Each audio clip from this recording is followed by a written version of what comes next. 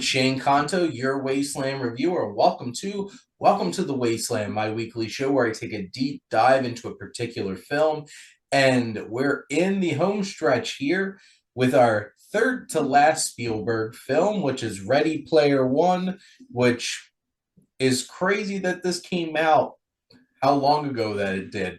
But this time, this week, we have a special guest, one of my fellow SiftPop writers, Austen. Austen, thank you so much for coming on. No problem. Now, Austen, where can people find you? Pretty Green Arrow 07 on TikTok, Twitter, Instagram, and I just made a Mastodon with that same name too. So There you go. So go check out Austen. And this is Austen's first time showing up on my channel. So thank you so much for coming on. And for those who haven't seen Welcome to the Wasteland before, we have three segments. So we'll be tackling some coming attractions for the week of December 16th, aka the Avatar week, which I'm sure every single movie theater is ecstatic about because James Cameron's going to get butts and seats. And then we'll have our feature film and then some recommendations for you. But for our coming attractions, Austen, you're looking to something that's going to be coming out on VOD and streaming. What are you excited about? uh I recently found out the Banshees of Inisherin, or I don't know how to pronounce the last word. It's gonna be on HBO Max this weekend, so I'm gonna check it out. I've heard a lot of good things.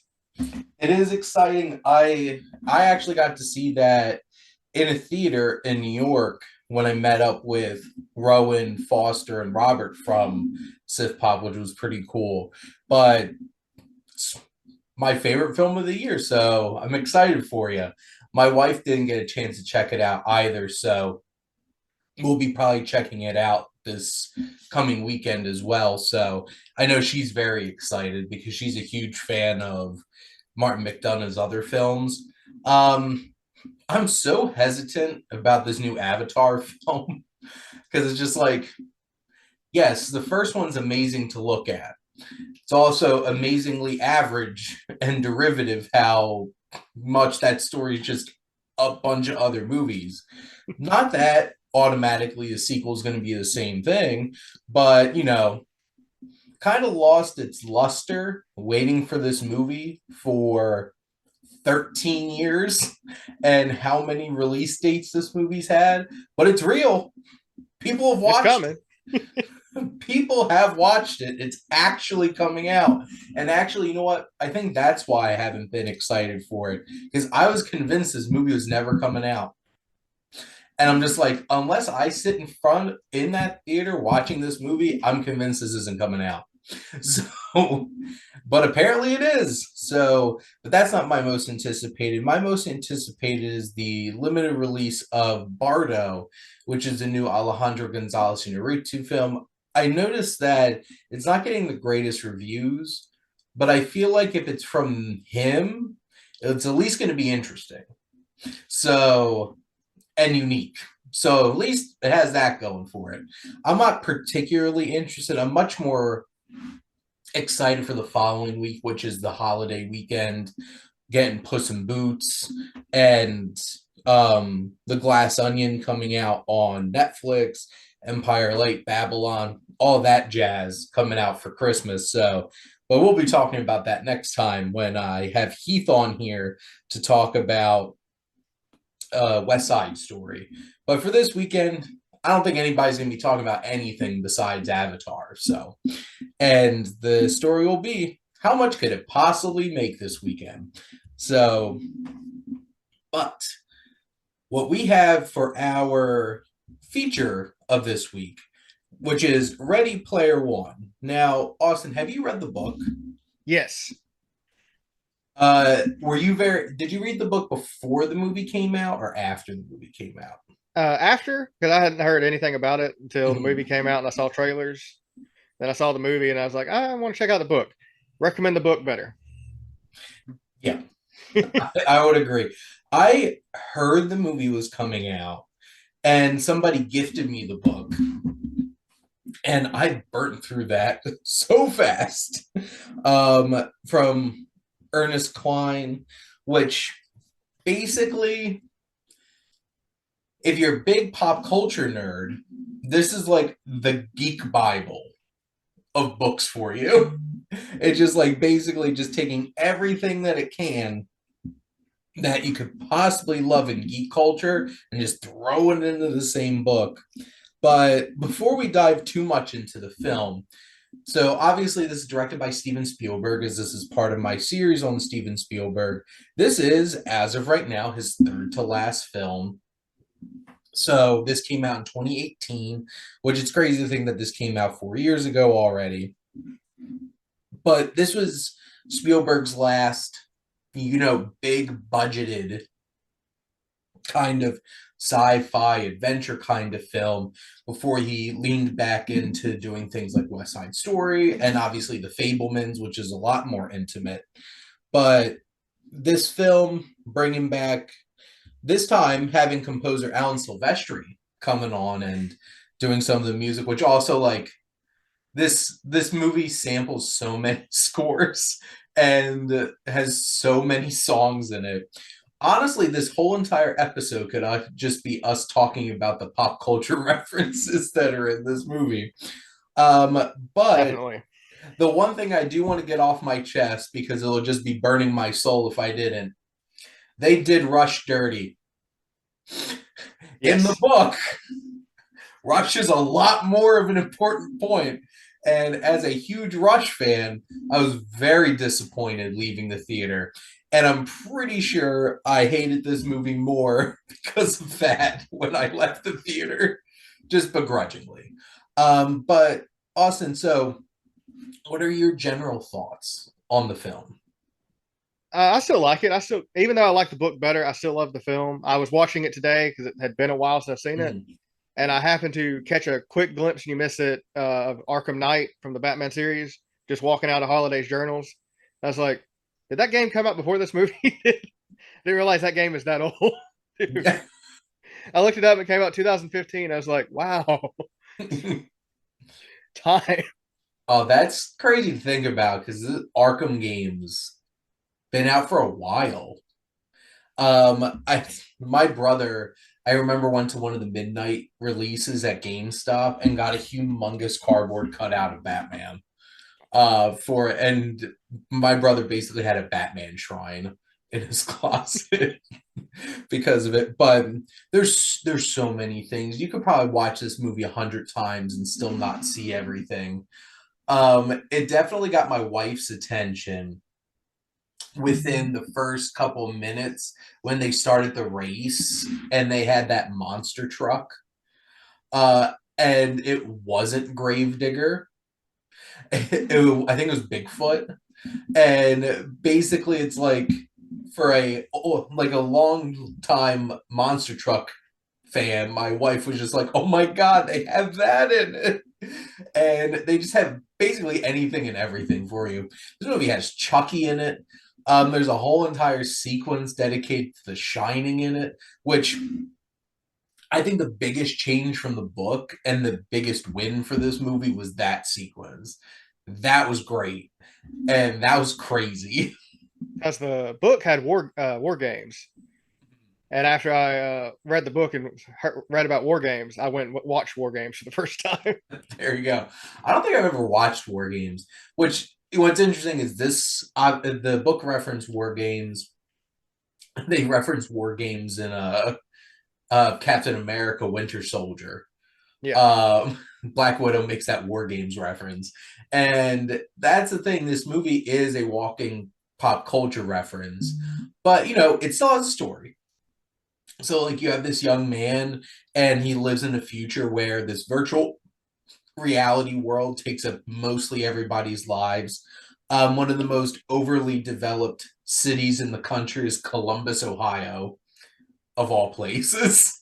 And he just lives in the stacks, which are just trailer parks on top of trailer parks.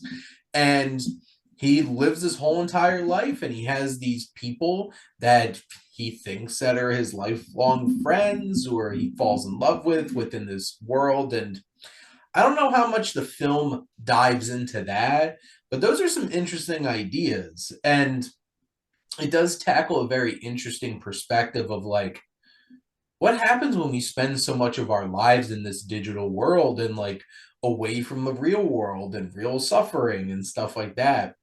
But basically, the gist is we have this big Easter egg hunt. There's three keys out there, an eccentric game developer who wants to leave his whole entire fortune.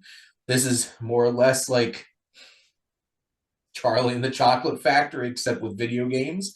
And Mark Rylance being this strange, socially awkward billionaire, which good for Mark Rylance continuing that Spielberg streak here that he did, really putting himself on the map. And this film has some very young talent here with like I felt like Ty Sheridan was going to be like this big next thing, and like I haven't seen him in a little bit, Yeah. honestly. I feel like since the X-Men movies ended, I haven't really seen him much pop up, Yeah, he which was Cyclops. I don't know how much I liked him as Cyclops, but like he indeed was Cyclops. But Olivia Cook, who has moved on to Game of Thrones Yeah. spinoff, so like I think she's doing pretty well for herself. Lena Waithe is in here, and of course Ben Mendelsohn, who just keeps finding all the work as villains between this and Rogue One. Um, I did have a moment where IROC started talking like, "Oh, it's T.J. Miller." I haven't heard that voice in a while. And you know, you have like Mark Rylance, like I mentioned, and Simon Pegg. I did and like even like a little small role for Hannah John Kamen, aka Ghost, from Ant-Man and the Wasp popped up here too. But also, what were some of your favorite parts of the film? Uh, I mean, I just watched it this afternoon. It I really enjoyed it because he's still kind of like an everyman guy, except Mhm. I mean they did cast a very good looking actor as opposed to the how he's described in the book, but he's still everyman. He's still trying to figure everything out, and I like the all the pop culture references. When me and my best friend Chris saw it in the theater, we jokingly laughed at the end of it.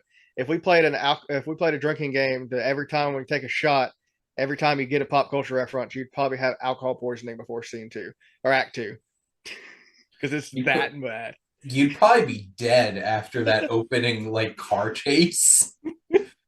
Sure, Like because there's that Jack Slater reference. I'm just sitting there like, hey, look, it's the Batmobile, it's the Tron bike, it's the DeLorean.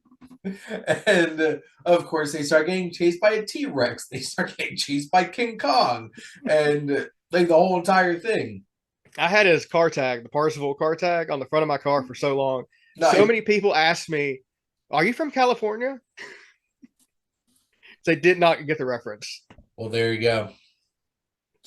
And I do think that this film really succeeds at being a big spectacle. And this is something that Spielberg really does well, is being able to make something big and epic and exciting. Because like that car chase is insane. Like that's insane. That was a thrill ride to say the least. Sitting there watching that scene and the whole scene with The Shining. Yeah, And then speaking of pop culture references, the whole entire battle at the end. It's just like we get the Iron Giant, we get Mecha Godzilla, we get Gundam, the Chucky. Chucky reference, like everything. And how many old arcade games they reference with people dying trying to play them. So like there's just so many references throughout this film, and I think that's half the fun, is being able to call all of them. I do think from like a narrative standpoint, like it's basic. It has a very specific formula to it. There really isn't much to the romance between Parsifal and Artemis. It's just very much like she's a cool girl, Yeah. and I have no social skills. I like her. And there it is. Honestly, it feels very much like a teen romance would be in an 80s movie, so it fits, I guess. Ben Mendelsohn's Sorrento is, a villain. He doesn't quite have a mustache, but might as well should. Yeah. I just love how his avatar in the game is just like a beefed up, like giant chin version of himself in a suit. And the Superman curl. Yes, the Superman curl. That was a great touch. And I just love how IROC is like this badass character and like looks absolutely intimidating. And then just TJ Miller starts talking at him. Um, and it's basically just like I could just imagine like TJ Miller sitting at home just eating like bags of chips, just like and just like playing like nonstop all time every day. And it's just like it just reminds me of that one World of Warcraft episode of South Park where it's just like the one guy that just destroys everybody is just like sitting there just not saying anything, just click, click, click, click, click. I I think this film has a fun time with like RPG gaming and stuff like that. I think obviously the book is smart enough to really understand that culture and stuff like that. And I think Spielberg does a fine job of translating that because like let's be real here, I don't imagine that Steven Spielberg's like the world's biggest gamer. No. Um, I don't know him personally. I'm just going off on a limb here and making that assumption about him. But like, I think it really captures that. And it has interesting enough ideas about, like I mentioned earlier, of like, do you really know the person across from you? Because, like you have that whole scene where he meets everybody that he's friends with in the game. One of them turns out to be a different sex. One of them turns out to be like 11. Yeah. And it's just like, well, look at that. Let me just wear a sign that says, "Hi, I'm 11 years old. Please kill me." Yeah, exactly. And, the film has some strong veteran presences. So, like Ben Mendelsohn, Mark Rylance, I really enjoy the scenes that he pops up. Even Simon Pegg, who isn't in it that much, but, has his moments as well. Like, I'm not gonna say this is Spielberg's strongest film. It's not one of his deepest films, but like it's hard not to have fun with this. It's just like a crazy thrill ride. Yeah. And on some level, if you're expecting more than that from this, I think your expectations might be a little too high. I know my expectations were pretty high going into the movie, and not gonna lie, I still can't remember if it was just that it didn't reach my expectations or I was just that mad about Rush not being in it. But Well, I mean, I'll there's a never whole let that. scene he goes through with that the what 2112 album. That was the one little reference they left in the movie when they're in Halliday's room and they Yeah. had the 2112 album. I'm like, it's the only Rush reference they left in this movie. Because like they even used Tom Sawyer in the trailer, and I'm like, you couldn't use it in the movie. They Yeah. replaced it with "Jump" by Van Halen. It was funny because my wife does not like Van Halen, and she just hears do, do, do, and like the synths playing at the beginning of "Jump," and she's like, "Oh wow, isn't this '80s?" And like that's what this movie is. It is nonstop '80s, and definitely, I think it's obvious. The most interesting scenes in this film are in the in that world. Yeah. Like a lot of the stuff out of it's not as interesting. I also love how Artemis is all like, I'm grotesque, little birthmark, or whatever she has on her face. And I'm like, You're still Olivia Cook, so I'm just like, yeah, exactly. It's like you're Olivia Cook with a birthmark on your face. Okay, Gerard Butler from Phantom. That's my benchmark. The second they cast Gerard Butler as the Phantom in Phantom of the Opera, I'm just like, and you're trying to tell me that she's gonna go to Patrick Wilson over here when she has Gerard Butler over here? Who are you kidding? But like, I just thought that was funny the first time I watched it, and it's even funny watching it this time. I'm just like, and I'm like, and so my wife, I'm like, wait for the big reveal, and she like shows her face, and it's just like, okay, you are grotesque. Which, you know, it's the movies. They got their pretty people. Yeah. You brought up the point where it's like, did I envision Ty Sheridan being our Wade Watts? No, No. no. But you know, it's a movie. They like attractive people.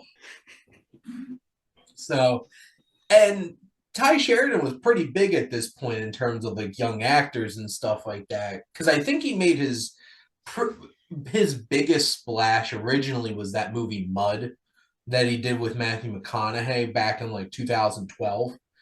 And then since then, like obviously he became an X-Man. And actually now I'm wondering after this,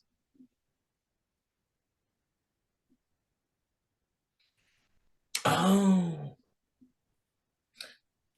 now I'm realizing why I haven't thought about him in a while. I'm looking at his filmography. Like 2021, he had Voyagers, which was like I saw what they were trying to do with that HBO Max film. Wasn't a huge fan. He was in The Card Counter with Oscar Isaac, but to be honest, I didn't really think about him in that. I was thinking about Oscar Isaac. Yeah. And then he had The Tender Bar from Amazon, where Ben That's the Ben Affleck was Affleck his one. uncle. And oh, I'm looking at his filmography coming out soon. In development, he has The Things They Carry, which that's interesting. Which is, if I'm not mistaken, that's a Vietnam novel.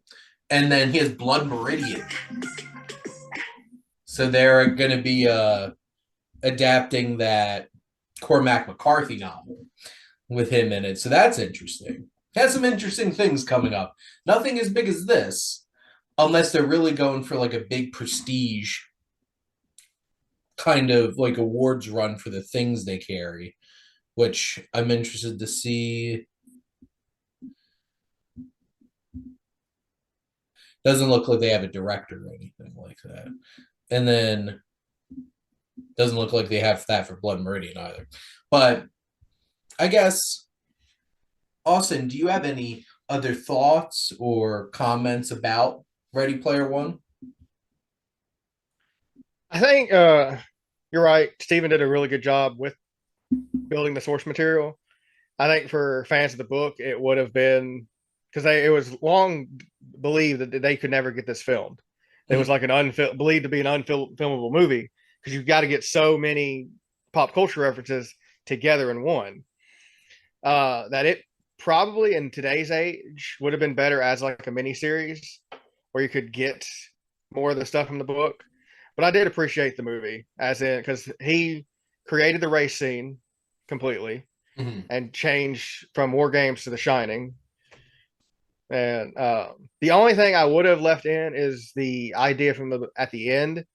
It's supposed to be all three of their keys to open the last door instead of just him, because that's supposed to be them coming together as a family, as like a found family. Yeah.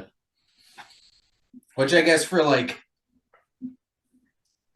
convenience and then that dramatic punch of him like killing Artemis in the game to like, I need to protect you and having that big emotional moment.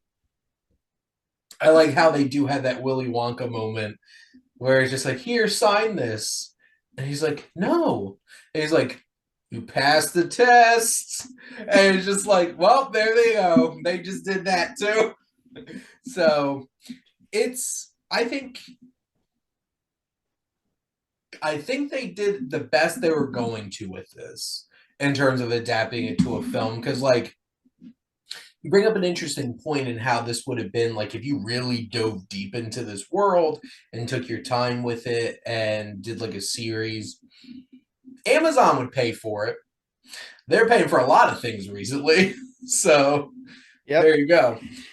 But they also have the money. So I think they would have the money to dump into this. Don't know if they would for HBO Max right now. But in many ways, this is just a fun ride.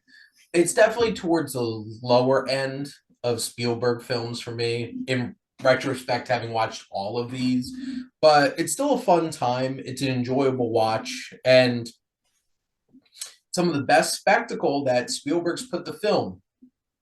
So I do want like I wonder like what somebody like James Cameron would have done with this.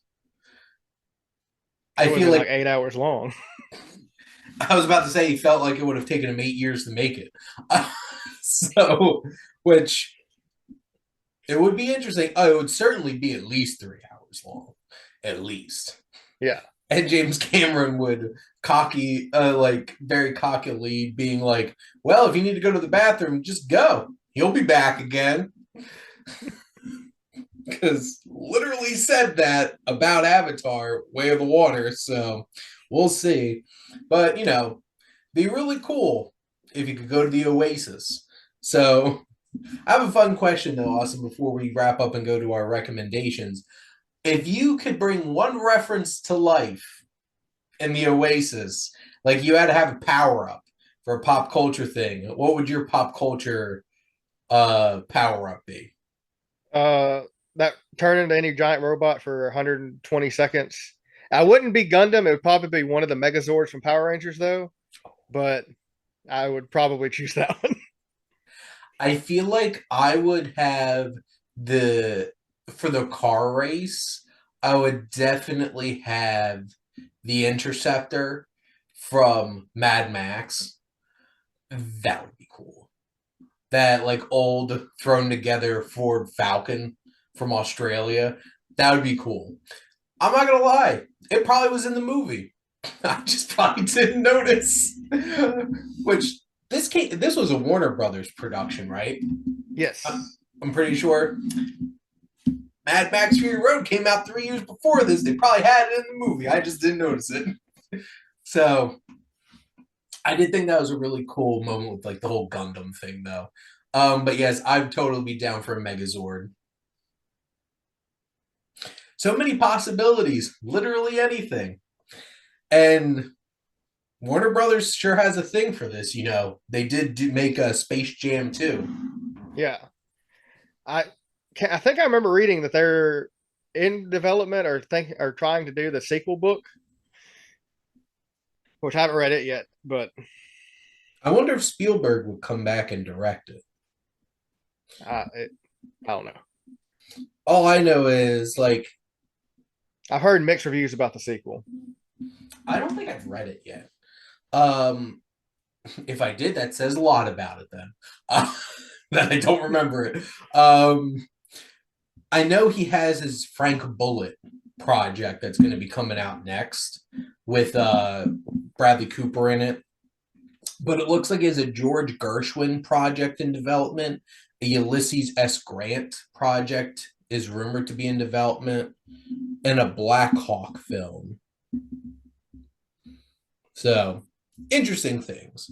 But that is our feature for the week. Time for some recommendations. So, Austin, what would you like to recommend to the wonderful people listening and watching?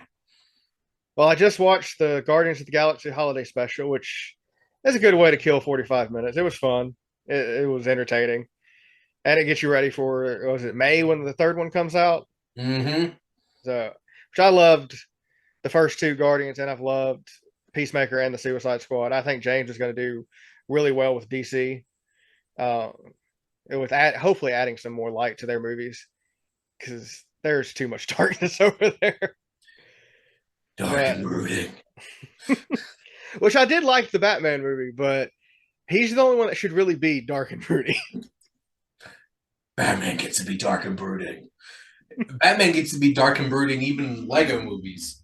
Yeah. I'm an orphan, lost both of my parents. Will Arnett Batman, the greatest Batman, right behind Kevin Conroy. You were talking about Amazon. I did review the peripheral for SiftPop recently. And I described it as a darker Ready Player One mixed with the Matrix.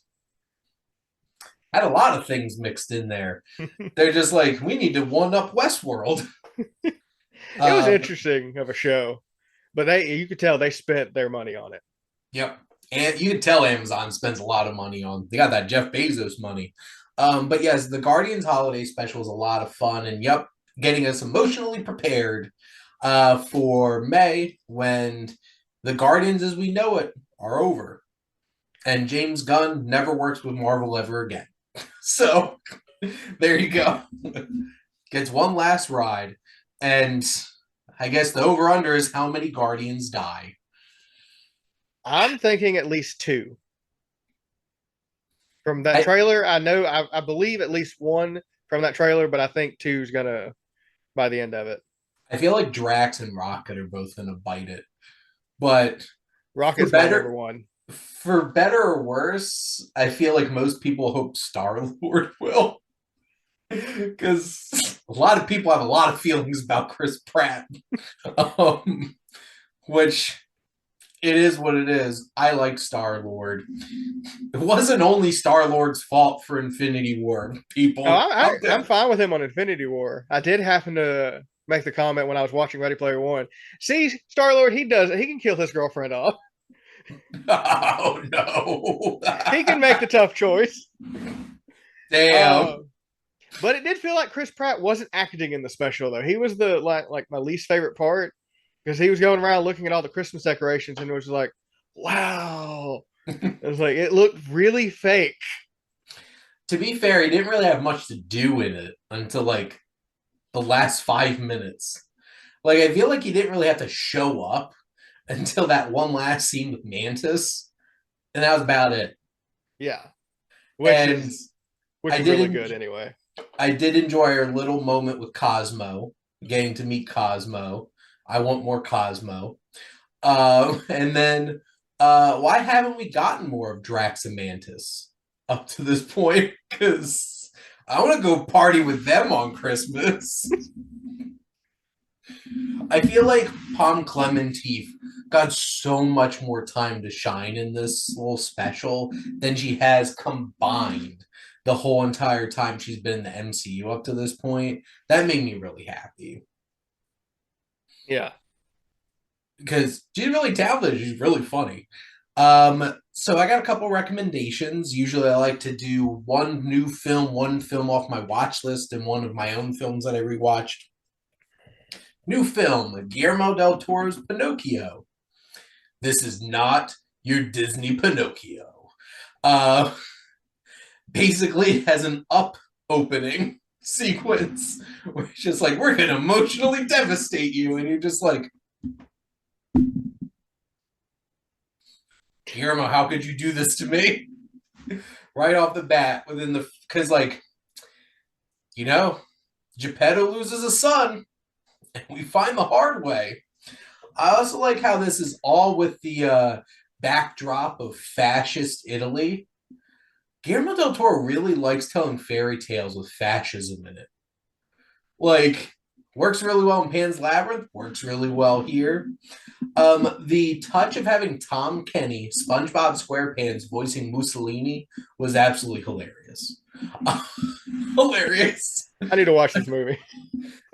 It's on Netflix right now. It is quite the experience. I think they made some really interesting choices. The look of it's stop motion with the help of the Jim Henson Company, and it has a very unique look to it. It's grittier and more tangible. Like, Pinocchio doesn't look all cute. He's a little rough around the edges. And because he is just like a very upset Geppetto like chops down a tree and chops up this wooden puppet. Um, and then having like David Bradley, Filch, and Walter Fay voicing And the Geppetto Doctor. was yes, he's a doctor and he was in the Strain, which I love that show. That was such a cool show from Guillermo del Toro. And you have the likes of Christoph Waltz in this, Ron Perlman, Kate Blanchett, Tilda Swinton, Ewan McGregor as Jiminy Cricket. There's just so many great talented people in this. It's a really impressive adaptation and something that feels very different than what you're used to. Like I said, it's not Disney's Pinocchio, so don't go in expecting that. You might be a little afraid. Your kids might get a little scared watching this movie. But, all kids need a little scare, right? Guillermo del Toro will offer it up to them. My watch list film that I watch, which I will be discussing on my movie club this month with my friends, which is Place Beyond the Pines. I watched this once when it first came out on DVD. I don't feel like my taste in movies were mature enough at the time to really appreciate what this movie was. And watching this now, I have a much greater appreciation for it. It's a dark, introspective look at humanity and the sloppiness of life and the complexities of like it's very morally gray. And Ryan Gosling, Bradley Cooper. It even has like Emery Cohen and Dane DeHaan as two young teenagers in it. It has a really impressive cast. It's from Derek Sanfrance, who just disappeared out of nowhere. He had this film. He had. I'm going to keep forgetting what the hell the name of that Michael Fassbender and Alicia Vikander film was that he made. That was like the last film I think that he directed. He did Blue Valentine as well. The Light Between Oceans. That was it. And then he really hasn't had any. Like he did that 6 episode HBO series. I Know This Much Is True with Mark Ruffalo in it.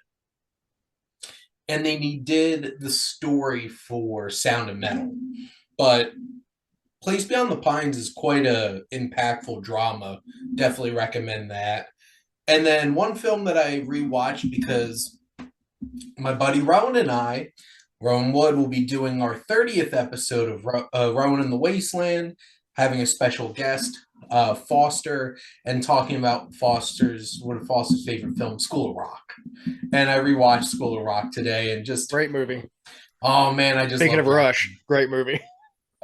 Just love Jack Black so much. And that movie would not work if it weren't for Jack Black. Yeah. Like you need somebody like Jack Black to make that movie work, and those kids too, because like besides Miranda Cosgrove, none of them like turned into like actors. And I feel like Miranda Cosgrove at the time was probably already famous, or at least close to. iCarly had to be somewhere around there. I think Drake and Josh was already coming out when that movie came out, or was right about to come out. There you go. So that was a big time, but like the thing that this movie was a Richard Linklater movie is just like from the creator of the Before trilogy, School of Rock. Because there's a lot more heart in this film than I think most people would expect there to be. It's such a great film, and like Jack Black's done some of his best work with Richard Linklater. Another quick recommend if you haven't seen it is Bernie, which is this mockumentary style film, which is based off of a small Texas town murder about a preacher. He was a local, I believe he was a local undertaker who winds up having a relationship with this much older woman, and she's so abusive, he winds up killing her and like hiding her body, and like everybody in town loves him. So like he keeps getting away with it, and Jack Black's Bernie. He's the guy that kills her. I And remember seeing the poster of that movie because he looks really weird. yeah, it's so worth it though. And one of the best parts is the district attorney is Matthew McConaughey. And he just has this big cowboy hat on, and he's like, "I'm gonna take him down," and it's just so great because this was around the time that like the McConaissance was starting too, and it's just like Matthew McConaughey's a weird, quirky district attorney in this, the big cowboy hat on. Richard Linklater has made some great films, and School of Rock is probably his most accessible one. That and I still can't believe he remade the Bad News Bears too. That's such a weird thing. Billy Bob Thornton, great choice though to Yeah. replace Walter Matthau. But so you got a little got like spin-off bonus recommendations there for you. Went on a little roll there. But Austen, thank you so much for taking the time and joining me on the show. Yeah, enjoyed it. And go check out the films that we recommended.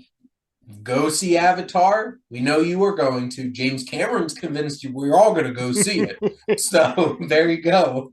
And check out Ready Player One. And keep on tuning in. We only got 2 more episodes left for Steven Spielberg before I start my John Carpenter series. But thank you as always for tuning in and supporting your Wasteland Reviewer.